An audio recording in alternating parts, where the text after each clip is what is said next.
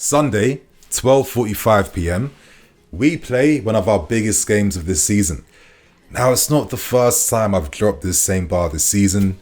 Many games this season have been our biggest game of the season, and sadly, most of these games have led to failure, with the Carabao Cup final still being fresh on a lot of our minds. But with European football now being absolutely key to success on the field, but most importantly, off the field right now, the FA Cup is our last final hope and chance of securing European football for next season.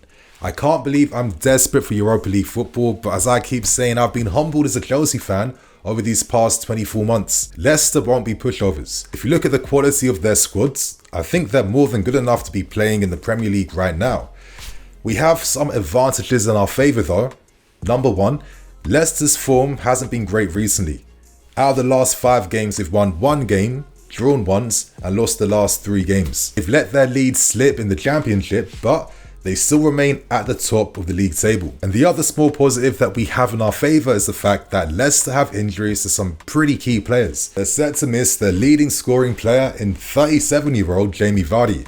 They're set to miss out on the experienced fullback in Ricardo Pereira, and they're set to miss out on McAtee and Dennis Pryor as well too. So this season, we have had that fortune of facing teams that miss out on having key players against us, even though we don't necessarily take advantage of that. So as we saw after that cup final defeat, we can't be resting on our laurels. We can't take anything for granted, and the FA Cup presents the best opportunity to get over that Carabao Cup final heartbreak. I feel like it's too early to say that the team now are starting to get over their disappointment in the final, but I do feel like if we can beat Leicester and book our place in this year's semi-finals of the FA Cup, then I think that could go a long way in helping us restore that belief again. Today, my friends, I'm going to go in big, breaking down everything preview for our game against Leicester City on Sunday. So if you guys are feeling optimistic and pumped that we can go far in the FA Cup this season, please, good vibes, good luck, good energy, only hit that like button, yeah? But before we continue on, today's preview is brought to you by Parimatch UK. My friends, how do you like the opportunity to win a £50 free bet? This season, Parimatch UK have launched their new, completely free-to-play football prediction game called Hat-Trick Hunt. Every single week, you will get the opportunity to predict 3 scores from the Premier League with 3 rewards for each correct prediction that you get correct.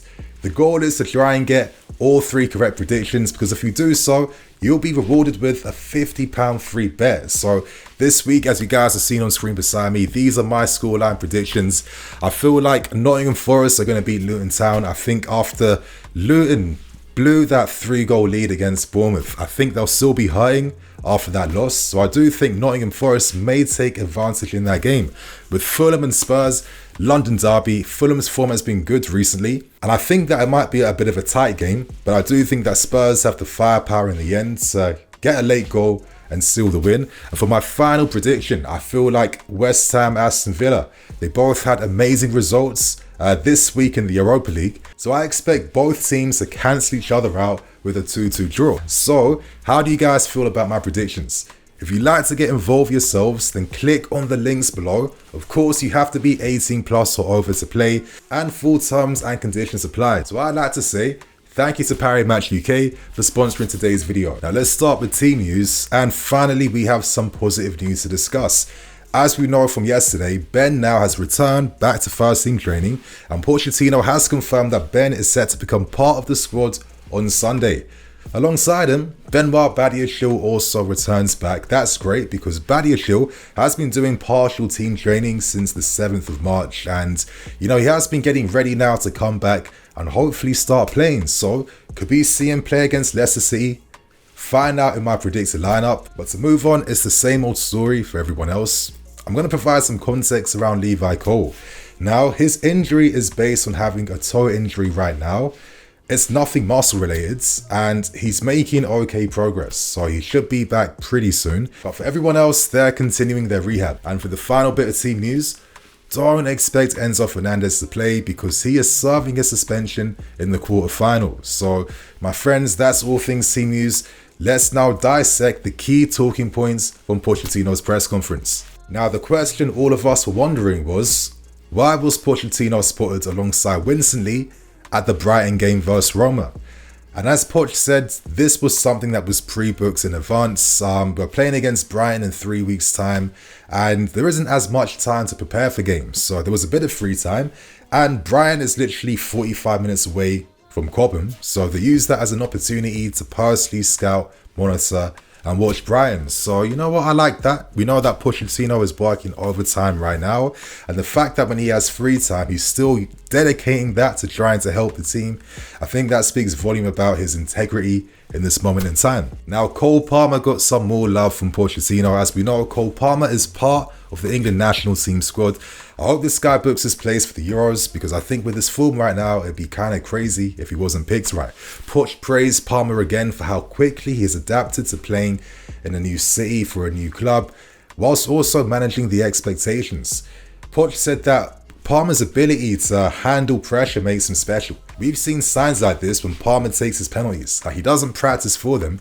As he said himself, he just trusts his technique. And I think that's the most important thing, because so many players have talent, they got tech, they got ability, but it's about how do you handle yourself mentally? Because if you aren't confident, you're going to play within yourself.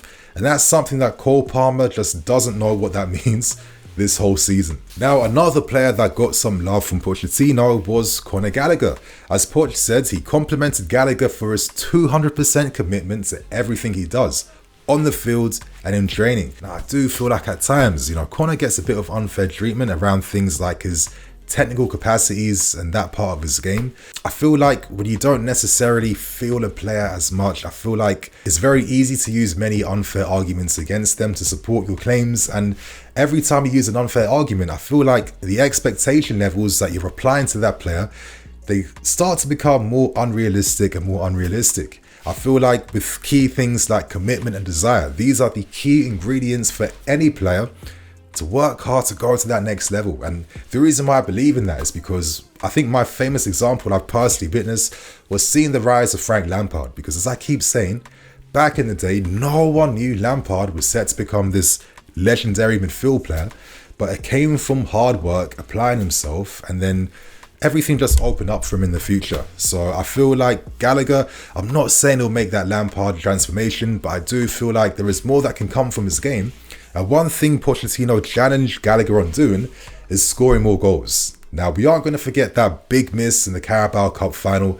I don't know where Gallagher's Crystal Palace loan form has gone when it comes to taking opportunities and his finishing ability, because throughout the season, he has had many scoring opportunities, and he himself will feel a bit disappointed. But with players like Conor, they like when people don't believe in them, because they use that as fuel, of course, to get better and to improve as well too. So, the fact that Pochettino keeps talking about Gallagher really stresses how important he is to his ideas and how he plays. So I'm very curious to know whether the club agree a contract extension with him or sell him. Time will tell on that one. And for the final key point from the press conference, of course, Pochettino discussed the possibility of reaching another final at Wembley. Now, as Poch revealed, a few players, or quite a few of them, weren't actually able to sleep after that defeat against Liverpool.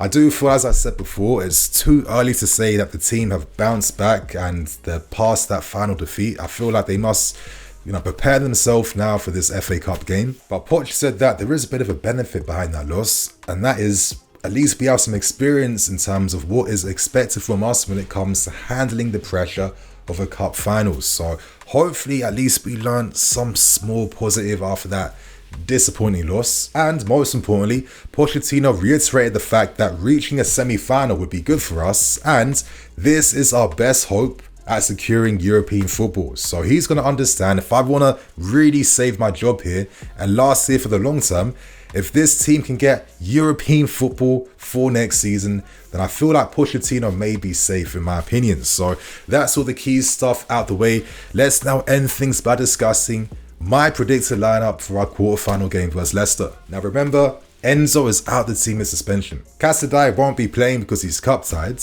I wonder what Pochettino now does with the formation. Could we use a back three? I'd be surprised. Could we use maybe a 4-2-3-1? Who knows? I feel like in big games, Poch prefers to use a 4-3-3. So I'm going to show you guys my lineup, and this is what I'm going for. Up front, Mudryk. Nico, Cole Palmer. Midfield, Gallagher, Caicedo, and Chukwuemeka. And in defence, I've gone for Ben, I've gone for Trevor Chalobah, Disasi, Gusto, and Petrovic in goal. Now, I think Petrovic speaks for himself. He has been playing the most consistently with our defence, and I think he's had a pretty decent start to life at this football club, and he does make key big saves, and I really trust this guy from defending set pieces, so he's obviously going to be in the team. Now, in defence, I've maintained the back line I believe is best for team balance.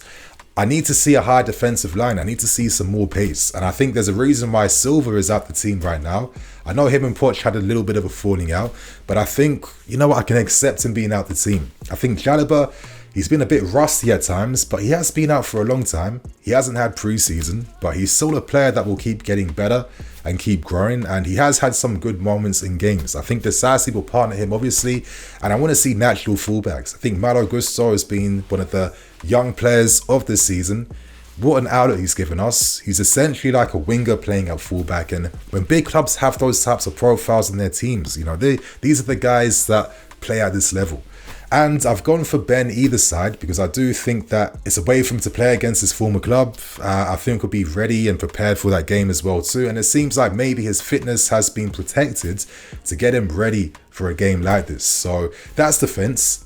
In midfield, I think if it's going to be 4-3-3, I think there's an opportunity now for Chukwuemeka to get some game time. It was confirmed that Carnes and Madueke will be part of the under-21s for England, so it must mean that this guy is fit now. We have seen him get minutes off the bench, and I do think that if there's one player that can feel frustrated with timing and luck being against him this season, it would be Carnes, because Poch trusted this guy.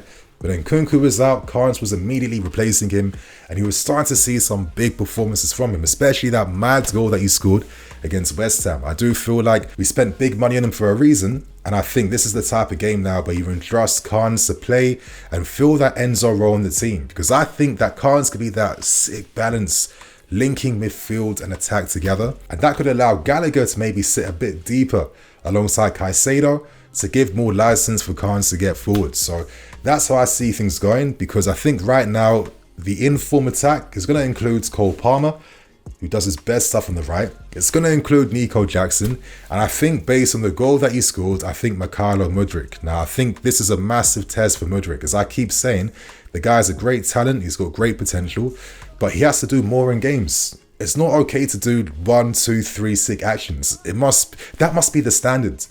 That must be normal. After he scored that incredible solo goal against Newcastle, you'd expect him to continue to make that same run, or to be an option inside the box, or to try and test the goal and take more shots. But he has these moments where he plays within himself, and I think he has to try and lose that mental shackle, because if he can do that, this guy has all the talent, but he needs to know how to harness that right now. So for myself, I think the pace, the creativity, being spearheaded by an ever-improving Nicholas Jackson. If Nico can score another goal, I think that's going to go a long way to boosting his confidence, and I think he might get past 15 goals a season, which is okay for his first season with us. So that is my predicted lineup.